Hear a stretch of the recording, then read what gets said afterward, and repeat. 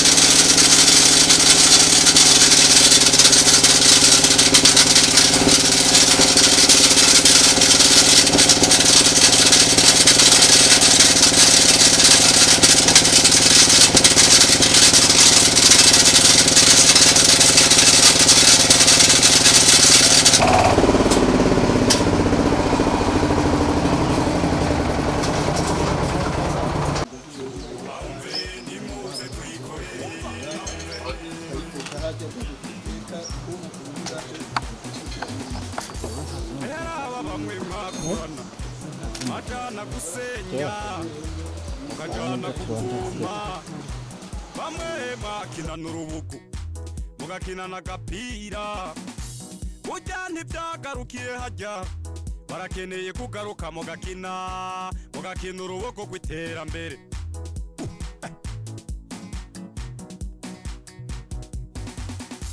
komine ni rwanje bumve komine ni kwawe aumve komine ni kwacu aumve nimuze tuyikorere aumve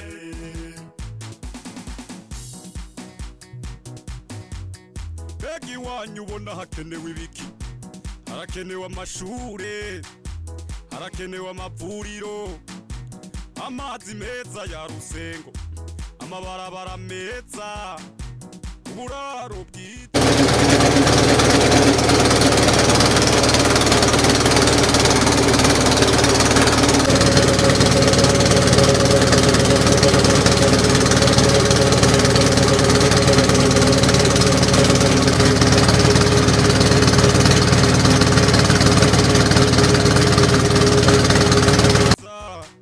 ukwibera mu bigwatima ububare bwiza kandi bw'isuku amabotike meza amasoko ya kijambere maze dutanga amatagisi tuyatanga n'umutima mwiza tuyatanga kwitotoba azofasha iterambere rya komine yawe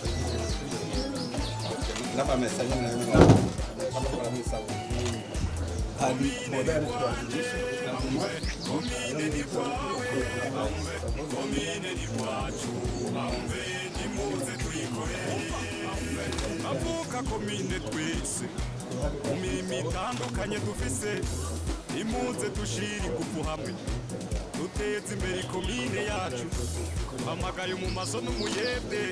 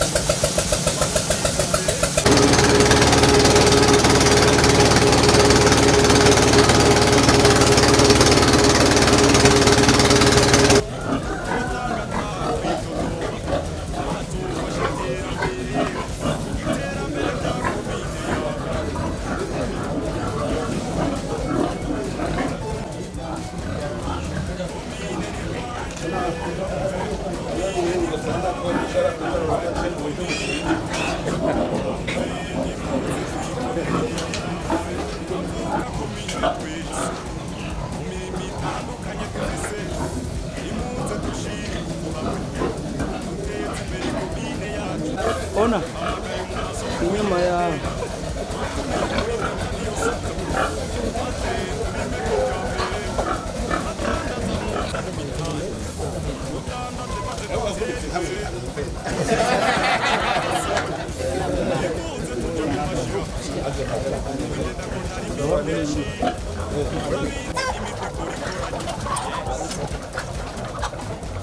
Gini inyuma gato.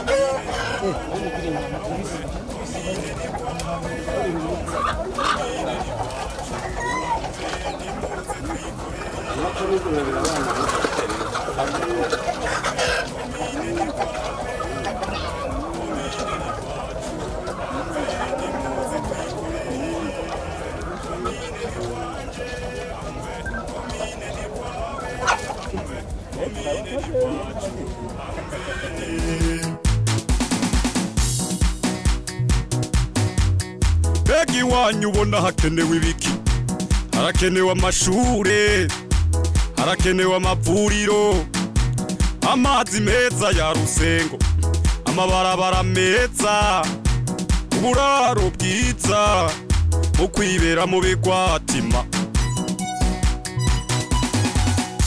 ububare bwiza kandi bw'isuku amabotike meza amasoko ya kijambere maze dutanga amatagisi tuyatanga n'umutima mwiza tuyatanga kwitotomba azofasha iterambere rya komine yawe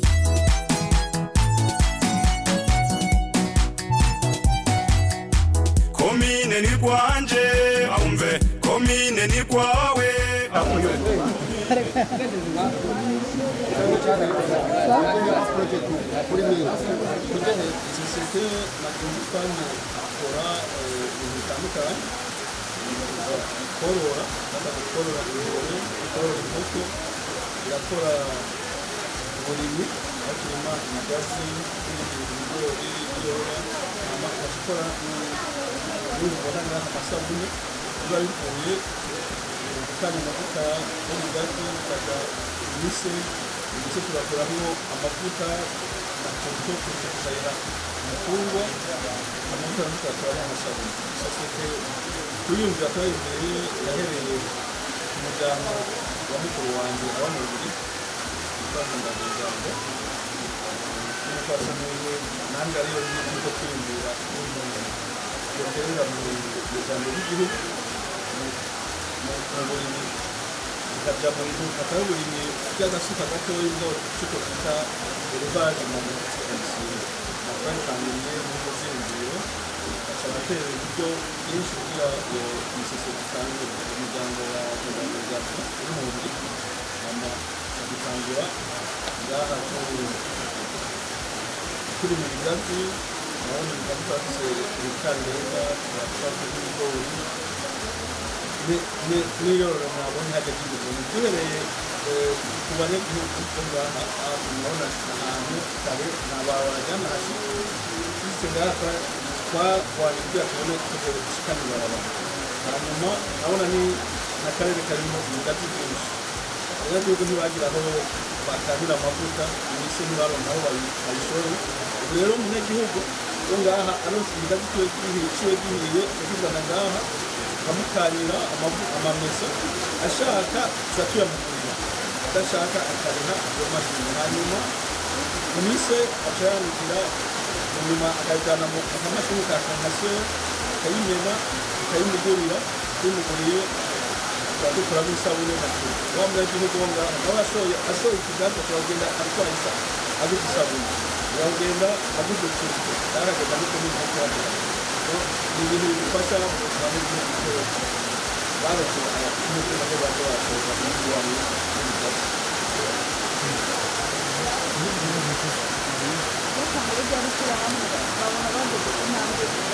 Ishyirahamwe ryatangiye ryari kugeza ku mwanya wabyo?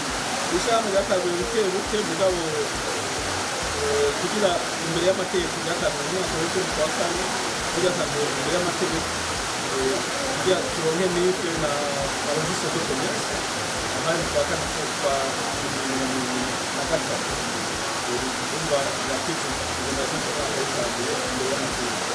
Ihangiro mufise n'ijambo yangiye gufise nuko ibintu byose byova ngaha ari icyo twita produit usanga urabona ko twatangiye ku isabune, twatangiye isabune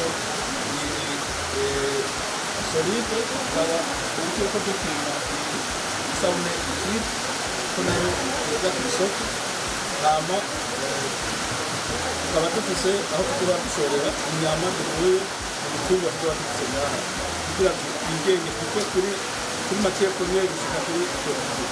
M'appelle Joseph Pietave, je suis le représentant légal de la société Matunzika.